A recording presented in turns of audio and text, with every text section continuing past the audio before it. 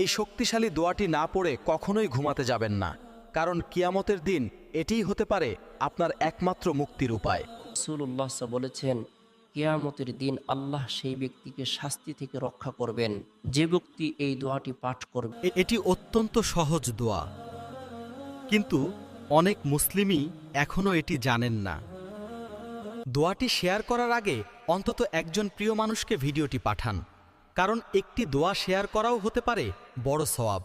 রাসূল সাল্লাল্লাহু বলেছেন, আল্লাহ সেই ব্যক্তির চেহারা উজ্জ্বল করুন যে আমার কথা শুনে তা বোঝে এবং অন্যের কাছে পৌঁছে দেয়। এখন এই দোয়াটি পড়ুন এবং মুখস্থ করুন।